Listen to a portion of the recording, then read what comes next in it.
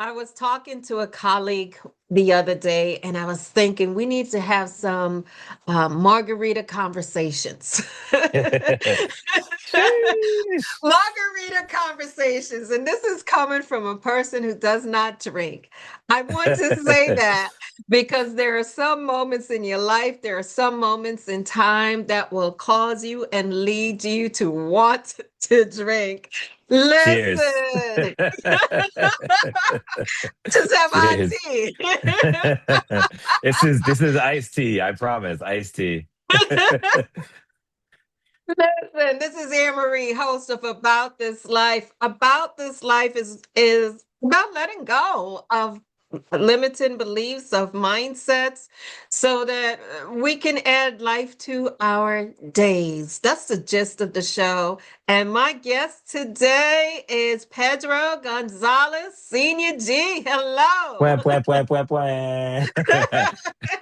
Yes, well, welcome to About This Life. You and I have known each other for many, many years now. Many years. We've gone through seasons. How long has it been?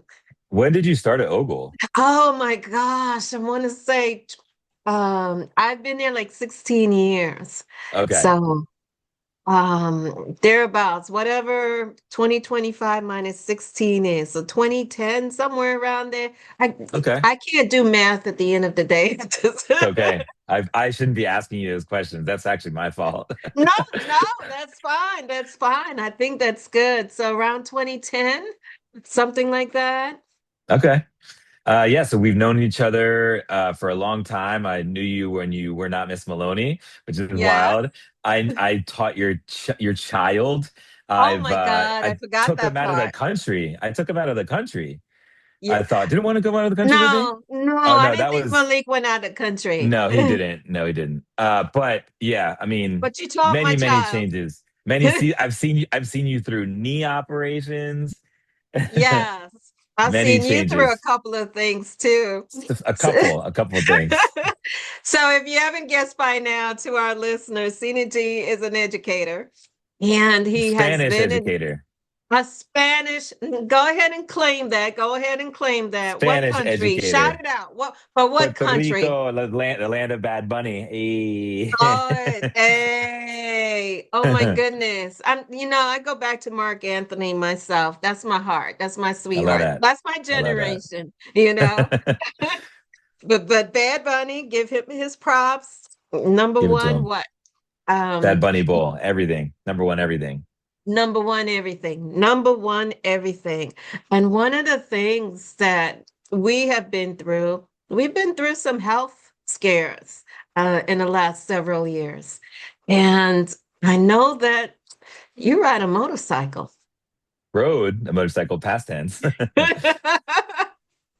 Well, you used to ride a motorcycle. What is Yep. that thrill? What is that feeling on being on a motorcycle? Describe it to us. The same feeling that is so freeing about being on a motorcycle is just one notch away from that's how dangerous it is. Because you're not confined to a cage that is your driver's seat in a vehicle. You don't feel the wind on you. You don't hear it going through it, even though it can be so, so deafening if you're going fast enough. You don't, there's just like a gliding to it, which is, moving in and out of traffic or, passing vehicles safely.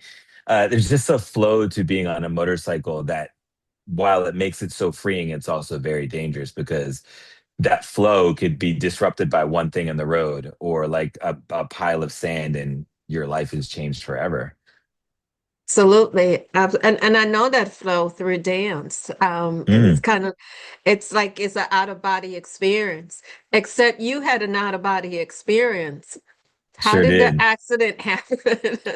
What's How did funny the is that accident happen? I guess this is what we're alluding to, but I actually don't Yeah. remember. I don't remember how the accident happened. I left the movie theater the night that I got in my accident and I woke up in the hospital. I think either a day or two later. I'm not quite sure. I don't remember. But yeah, I don't know. from what I read on the police report and what could be like said, because the person I got in the accident with, they got to speak to the police officers on the scene while I was consciously doing something, but I don't remember. Uh, so she could say what happened because she was in the accident. I actually don't know what happened, but what they Right. say is that I was crossing. Sorry, I was coming down 301 south towards Bowie, Mm-hmm. and I was in the right lane, passing by the Royal Farms on the McDonald's, and there's an in between street that goes from the northbound side to the southbound side. What had happened is that they said, but based on where the accident was, I was in the right lane and she came over and either I hit her, or she hit me, hit the guardrail, and I kind of went over, the entire right side of my body is what took the accident damage. I was wearing a helmet, so the moneymaker did not Amen. get scratched Amen. up. No structural damage, no brain damage. But that's how we figured it kind of happened. Plus, the police report didn't make any sense. But what's sad is that because of that, I was technically found at fault. And my lawyers at the time said, but still, they would have said that police are not going to change their mind once, there's no substantiating evidence. I didn't have a camera and I don't remember. So it's all good. We're here. I'm here to We're do here. this We're podcast. here. I'm here to do this podcast, and that's better than any police report. Yes. I remember when I found out about the accident, my first reaction, okay, well, you're alive. And that's the miracle. That's the miracle Hmm. in itself, because I know that you have a lot of faith. And speaking of faith, you have a lot of body art. I Talk do. I do have a lot of body art. to us about the body art. I'm Uh, digressing for a moment. We'll come back to the accident, but I'm digressing. I know it's kind of a hot topic for Christians to have tattoos in specific circles. I think it leads to a generation before us that might think like you shouldn't be doing that. But I think more and more Christians these days do have it. And I have tattoos all over my body, and a lot of them mean anything from my favorite game I like to play to my favorite genre of sci-fi that I love to the majority of actually all of my chest and a lot of my arm is faith-based tattoos. And for me, I honestly love the art, but I also can share a short story and maybe potentially the gospel with someone who asks about my tattoos. And, I have Amen. Revelation on my chest and like, I have Mary on my arm and just a bunch of other random things that I could point always back to Christ if someone has a question about him. Amen. You can share your faith. And so, how would you share your faith waking up in the hospital that day? You said Oh you didn't man. remember. And when you woke up and you realized, okay, something major has happened, Yeah. what was that Uh, like? it's so many people when I talk to them about it, they ask me a very similar question. What was that like waking up and how do you still have faith through it? Mm-hmm. Well, when I woke up and I can just my POV, it's like almost like movie goggles. All I'm seeing is like a little bit here. I say, Yes. I'm looking up, I do this immediately, move my leg and my hands. I'm like, okay, I know I'm in a hospital and I'm not paralyzed, so we're good. Uh, there's bars coming out of my leg, so I Uh-huh. can tell that there's something wrong with my leg. And then my next thought is, Lord Jesus, thank you so much. I'm alive. Mm-hmm.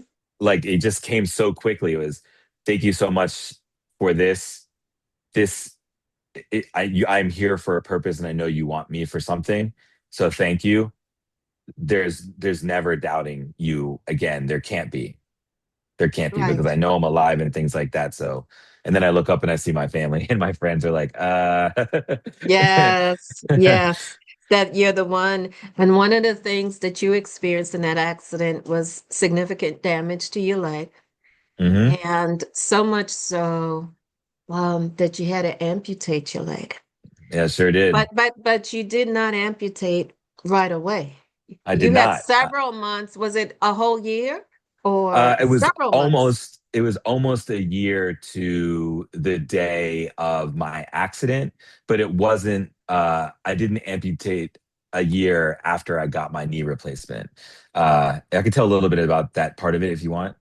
Yes. Yes. Okay, Tell us. so Yes, the accident caused me to have a lot of damage to my right side, but specifically my leg. My knee was lacerated. Essentially, it was like almost not Hanging. decapitation, but yes, my It's knee hanging. was not my leg wasn't hanging off, but like my knee, all four ligaments of the knee were destroyed completely, and my leg was being held together by metal bars in something called an X fix or X fixator or something like that. Anyway, Mhm. the whole deal with my leg was is that they actually when I woke up, they had said we wanted to amputate, but then we just didn't think we thought first of all your dad couldn't vouch for you to amputate. He wasn't going to make that decision for you. And then uh the doctor said it's okay if you don't amputate. There's always a possibility of limb salvage, but if this goes sideways now, we should probably amputate. But if we go in a good direction without any infections and stuff like that, then you're good to go.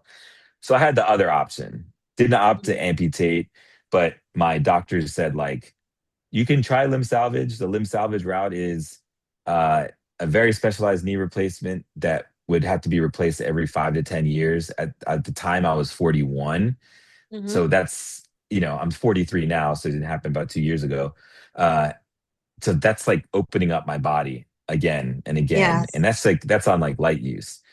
And they said, and there's no guarantee that your knee bend is ever going to come back. I only had 50 degrees, which is like if that's straight, it was Mhm. like this. It wasn't a Mhm. lot. So I couldn't walk on it by itself. I could put pressure on it and stand on it, but essentially I went for the knee replacement option just to see if it was viable. Okay. I wanted because I didn't want to cut off my leg not knowing that I couldn't beat the odds, whatever. So I went into it, got the knee replacement just to see what would happen. And a few months after the knee replacement, I ended up with an infection. And when they went in to look at the infection, they cut it out and did a surgery, see if it would heal. And when they went to say, like, check it out again, they're like, nah, Yeah. this isn't going to work. So we can do it. And the doctors told me, and this is amazing about the doctors at University of Maryland. The guy was like, I can sit here and take your money for the rest of your life. I can open your Right. leg back Right. up and stuff like that, but I'm not in the business of that. I think if we fix this, it's just going to be a problem. You're going to come back. We Mhm. can do the amputation in a week or a few weeks, and we won't ever see you again. Like And that one. that part, you're mobile, you're ambulatory. I What am. are you walking on? What are you walking on? I have, and I can send you a picture of it if you want to edit it in, but I have a prosthetic limb. Uh, the top of it is a basalt material that looks kind of carbon fiber woven, and I stick my residual limb or the Riz limbs, which I like, looks like the cot, well, it Sounds is so high tech, the Rislin. the Riz limb. So I stick my residual limb inside that socket, and that socket is then attached to a mechanical knee. It's actually a knee with. I'm gonna mess up the science behind it, but it's something that tells it whether I'm tripping or moving fast, and it can autocorrect. It's a powered knee, and then that's This is called not the microprocessing. bionic man by any means. 'Cause No, I'm the this bionic is brokey. Thank you, upgraded insurance. technology. That's right. And then I have a fake foot. So like everything from just a few inches above my knee down is what essentially has been replaced with my prosthetic. And I'm very mobile. And you are very mobile. You are getting around town. My goodness, you are very active. What, in terms of the psychological impact, what are some of the things that you had to go through, that you had to face as this whole experience unwinds in the last 2 years? Yeah, it's a really good question. So many people, when I talk to them about this, they say, oh my, like when I told my friends, my close friends and family, I'm getting an amputation, they were like shocked. Because I Mhm. think there's something about the human brain that it takes that operation and puts it on yourself when you hear it. So you're like, Mhm. oh my God, someone's gonna cut my leg off in a week. Like, no, it's not you. And I've had a year or a little bit more to think about it because when I woke up from my accident, they told me that they were going to amputate potentially. So it was always on the proverbial table. So I immediately started thinking like, when I actually got access to a computer in the early days when I was still in the hospital, I started like Hmm. researching prosthetics, researching what's amputations like and things Right. like that because I knew that could potentially be an eventuality. Um, so it was that, but it didn't really take me that long. Like Emery, when I told you I was so thankful that I was alive Hmm. and knowing what I had gone through and everything like that, I just, sheesh. Yeah. Yeah, So um being it so was a thankful. blessing. Right. And being able to look back on that, I know I was like quick to think like, all right, what's the next thing? I'm going to be out of the hospital by August. I'm going to be walking. Everything's going to be good by August. But me being ignorant, I didn't know what was going on in my leg and the inside. But and those kinds of things, realizing that like, okay, I have to have a knee operation. Boom, let's go and do that. It's like the hurdles of the things to get to the end. That was mentally taxing, Hmm. and you don't know this, and a lot of people don't know this, but Miss Q, my roommate, my cousin, she knows this. Uh, there was just so many, as they say, L's. We were just taking L's all the time, like uh, taking losses on like showing up to a surgery and they couldn't do it because they couldn't get my knee to bend. To like my ex fix is getting out taken out this week. Actually, the doctor's going on vacation for 2 weeks, so it's got to be in Right. 2 weeks, and like that kind of stuff. Um, when I first got my prosthetic, like going over the hurdle of like, man, I walk like this now as opposed to just like, straight. Or what was it going to be like as a middle school teacher walking into a Hmm. cafeteria, first of Hmm. all, with no leg, because I started off the year, I got my prosthetic with no leg. And what it was it going to be like for them to see me go through this process. And what I was most scared about was what was the most healing about this entire thing. And I said this Okay, last so year. yeah, so slow down a little bit because you have said so much, and let's unpack it a Okay, little bit. So, sorry. what were you angry about? You mentioned anger at some place. Was I angry about Yeah, something? you said one of the things that you were angry um as you were going through this. Hmm. Were you I'm gonna have to. angry? Yeah, were you angry because of the experience or um what you had to go through, or was Hmm. it just simply because you just walked us through the paces of the setbacks and the Right. losses and the expectations? I So, think I think the anger probably, if I could point the anger anywhere, mhm. it would maybe be at me for just the annoyance I might have had throughout the process with people who were there just to help. I would definitely could have been angry about that. I don't remember having specific anger towards even the lady who I got into the accident with, which is weird because you get an accident with someone, they should be you're mad at them. But uh, the same woman who I got in the accident with is she stayed. She called the cops. She Right. got the ambulance there. So, the accident thing ends up saving your life, and that's wild too. But I don't remember. I'm sorry, Emery. I don't remember any specific point of Okay. anger. So, which is fine because you just talked about your faith and your blessing and you're just happy to be alive. And then it is this idea of walking into a middle school and what are going to be the reactions? First of all, your colleagues, your staff, and Right.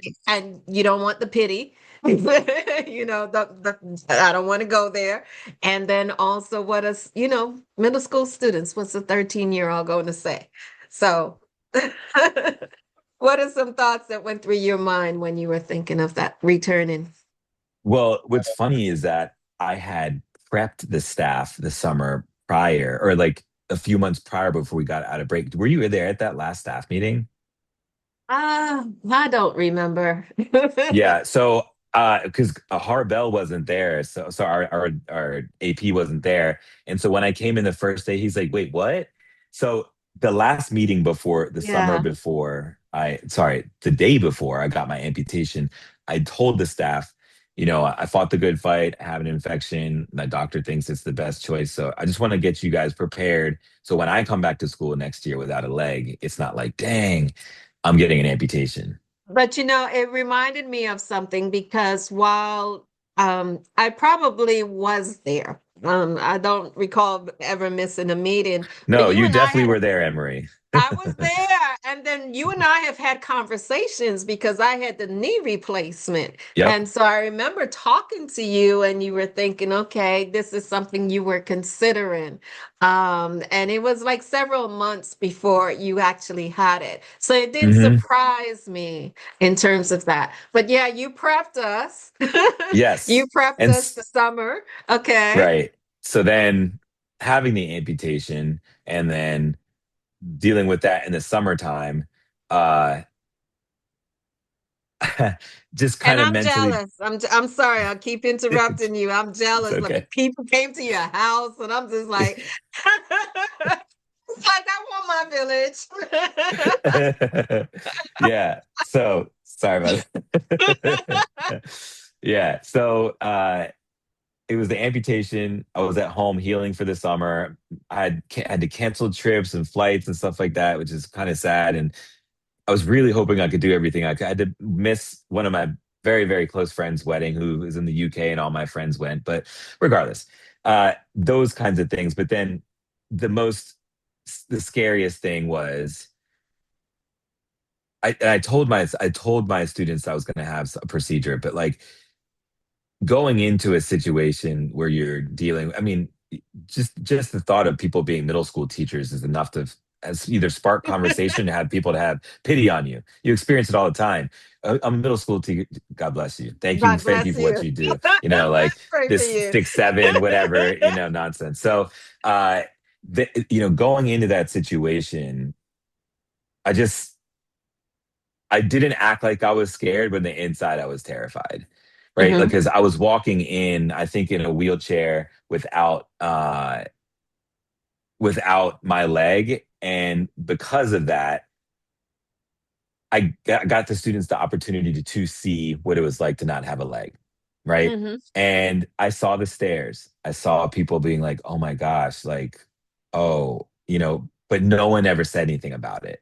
Hmm. Uh, and if anything, they're happy to see you on the first day, the ones that you really connect with.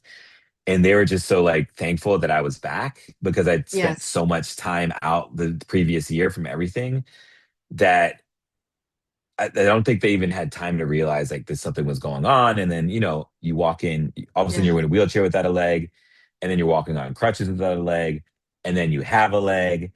They were just so supportive the entire time. And for me, that was so healing that Hmm. you could get in front of arguably one of the most difficult group of individuals you'll ever have to face in your life. There's nothing, no one meaner than a middle school child. Let me Uh, tell they'll you. tell you, they'll tell you the truth and a lie at the same time, but somehow it's like, what? Yes, I think that's right, but really? No uh, filter. No no filter. filter, no filter. And then they can cuss you out the next day, and the next day they're like, "Hey, you're my favorite teacher." Like, what is happening? What? So showing up in my state of being and everything that I had gone through with them was just amazing. It was full circle God moment. Like it really just, I guess, again, reinforces that not only am I supposed to be here, but I'm supposed to be back with my students and doing what I was born to do. So, doing what you were born to do, what do you mean? I mean, what lesson has this experience taught you? Well, as we discussed in the pre-show, like I'd been teaching for technically 20 years, but Hmm. I took a break during the pandemic because the pandemic teaching was terrible. And we only experienced it for March, April, May, and then June, I guess 4 months technically. But like we were only teaching for one day a week. It was crazy. Anyway, I took the break off and I was making a lot more money as a teacher than I had to make them offer a lot of money to get me away from my job. So they paid me the number I gave them, which is a lot more than I was making as a teacher. But then when I started doing the job a few months in, I realized like this just doesn't feel right. And I would Hmm. hear, Miss Q when I came home, she'd be on the phone or on a Zoom call sometimes, and I'd like hop in and be like, "What's up, guys? How are you?" Hola. They'd be like, "There's Senuchi," kind of thing. Like, and I'd be like, "Hi, hola," whatever, and they'd be like, "Oh, guys, see you later." And then later on that day, Mo would tell me like, they like stopped for a minute and thought like, man, we really miss Senior G. Like, I can't believe he's not here, kind of Mm, thing. So that with that said, the the the feeling that I got when I wasn't with my students and just how easy it was to get through college once I realized what my path was going to be, I think is all just the Lord just putting me in that way, in that path. Also, just like how I love to perform. mhm. And I don't mind being in front of the camera. Like my least favorite thing is public speaking. Like, please give me a microphone. Like, it doesn't bother me. It's not something I shy away from. And to couple that with being with the hardest generation of people to be with, but also kind of like the coolest. Like middle school kids are cool. They're like not afraid to tell you off, but they're also not afraid to like trust you with their deepest secret or cry with you or make you laugh or whatever. Yes. So I just feel at home when I'm at school. Nothing, it doesn't, I never feel like I'm at work. It just feels like, oh, what's up? Like going down the office, like talking with my students, yelling at a kid for doing something, or like, why are you wearing that Wednesday when we didn't tell you? That's Right, just like right, right. part And of the the jokes, experience. the jokes. Constant jokes, constant jokes. Constant jokes, and you also you host the Rams TV show, the morning TV show, so you're working with the kids and constant joking around and all of that. I'm sure it Drop some fills your nuggets heart. nuggets in there for the teachers every once in a while. Every once in a while, you are blessing us with that and celebrating with us. What's the kindest thing that a middle school student has ever done for you? Oh man. I don't want to say I'm pausing. I'm like, there's just so many. But man, the I don't remember if you remember that, but Sophie McClelland, do you remember Mm, her? She was an Asian soccer star the past couple years of school. Sophie McClelland. Anyway, yes. um, Sophie McClelland just clung to me as like a great teacher who would also be mean to her but taught her Spanish and like and her mother and her dad also just appreciated my teaching style and how much Sophie loved schools that like they adopted me as their like caretakee once I had my operation. They would come by and sit with me and bring me food and things like that and they like took care of me and Ooh, you community. know, they could, yeah. And I don't know if that would happen if I'd not taught her daughter Spanish for a couple of years. But that was one of the nicest thing any family has ever done for me. Second, and I can group this into a bunch of teachers or parents, all the Chipotle gift cards Yes. are, and tomorrow's the last day before break, so I'm hoping to have like a stack. uh, but Pile them yeah, up, pile them up. right, right. So that was one of the most amazing things that a family has done for me. Really, really taking care of me. Okay, amazing. So this is your stage. You said public speaking. Hey, Right, this is your right. stage. Um, if you want to inspire someone, and how has this journey changed you? And w- what inspirational thought would you want to leave someone with? I think for me, my overarching theme of this is that, for young people or older people, maybe for younger people, like you're not a mistake, right? Mhm. You have a purpose. And I know that can sound like really cliche, but like it didn't take me getting into a motorcycle accident, losing my leg, and being, being an amputee to realize that like I'm here for something. I realized that a lot beforehand, but when I was able to do it again after the accident, I was Mhm. so much more thankful for that, and so much more in the mindset of like this is what I'm supposed to be doing, and losing a limb and being it whatever is not going to stop me. Like I'm coming back. So that's huge. Um, Another thing that I learned through this is that there's a community for everybody, Yes. and you're like people assured me, and as I don't want to assure anyone listening to this, you're also not alone. Hmm. Everything that you're into, there's a group of people who are also into that too, who are going to support you through a passion. And for me, that community is Magic the Gathering. I play this nerdy card game and I've met tons and tons of people through that. And they showed up for me because we found this common bond and we were able to, share in that. Same thing with all my teachers and you guys. Like I Yeah. knew when I was about to have a knee operation, I need to go talk to Anne Marie because she's an expert in the field. And you, Lisa Glenn, Dan Voiles, like so many people in our Hmm. school have had them. So I got that community to lean on. Um, Also, what I want to, just share is that so many people I think would be turning away from their faith having lost a leg and maybe not being Yeah. able to do the things that they want to. For me, it made my faith stronger. And I was thinking today, like, what if somehow my 20-year-old self popped into the room and they're like, oh, Pedro, I have 5 minutes. What can you tell me? And they see my leg. You're like, oh my God, we lost a leg at some point. Yes. I would tell my 20-year-old self, you're going to do whatever you want with this information now that you have. But I'm going to tell you, in the 41 years that we've been on this planet, this has grounded me more, not physically, but like grounded me more in who I am and whom I belong, that Yes.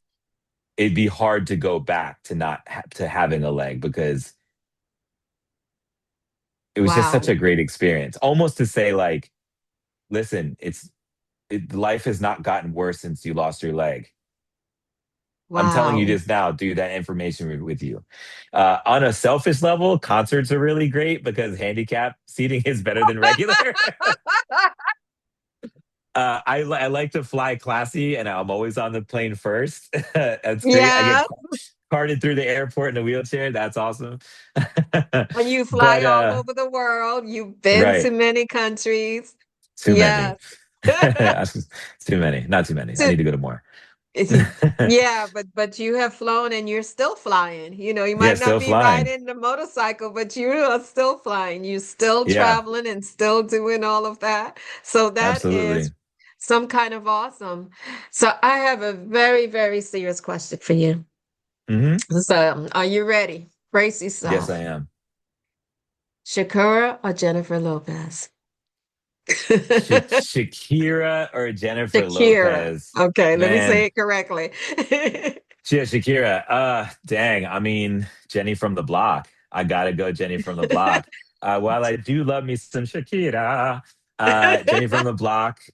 I grew up when J Lo was a one of the girls in A Living Color, and I have a Hmm. vivid memory of watching In Living Color in front of my mother, and she would never allow us to watch again because of the Fly Girls.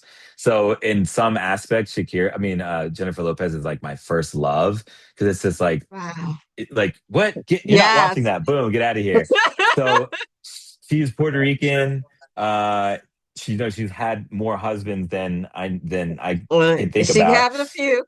So with that said, she might be problematic. I don't know, but if I had to choose one, it would be J Lo all day. Absolutely. J Lo, J Lo, J Lo all day. And so one of her husbands was back full circle, Mark Anthony. I love me some Mark Anthony. So hey. And he paired up with Bad Bunny, by the way, and Sure in did. Puerto Rico. Sure And did. the whole country looks like showed up for that. So my Yeah. goodness, what a powerful impact that they have. So as we end here, it's the holidays when we are recording this. Food. Help me figure out food. What's a Puerto Rican dish that would be delish? Oh man, something with plantains in it for sure. Yes. I can't tell you to make mofongo or like anything like that because it requires so much more than just plantains.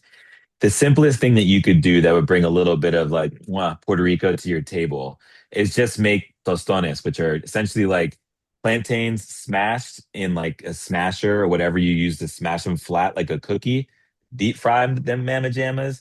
And Mm. when you can take them out, when they're like crispy or a little bit golden, put some adobo on there and you're sitting in your abuela's house in Santa Rosa and, enjoying Yes. this as you watch the Amen. A-Team and Knight Rider back in the day. Amen. That, That sounds delicious. And yes, and that'll and give we you a can little bit of Puerto Rican food.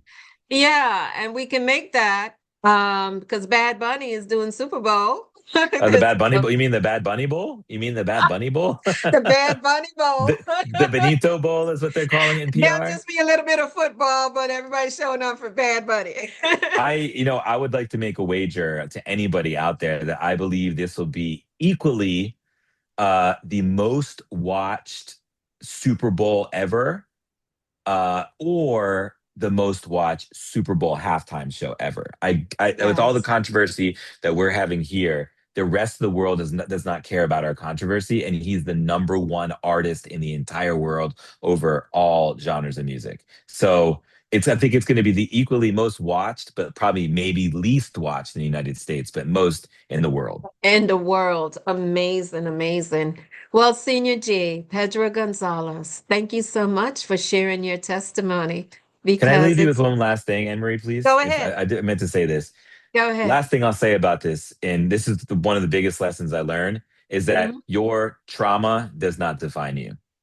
Yes. I'm not defined by my prosthetic leg. I'm not defined because I was in a statistical motorcycle accident. I wasn't defined by being in a wheelchair and my crutches. You're not defined by it. You use it to make you stronger and you persevere through it and you're that much better for it. Don't ever let your trauma define you. Don't ever. And that's, Well, and that's something I learned. well said. And you rise above it. You rise You from do. whatever it is that you experience. So thank you for leaving us with that word. I appreciate you. I appreciate And you. yes, and we have to team up for the talent show. We have to find a theme this year. That was so much fun, but I Thank you. digress.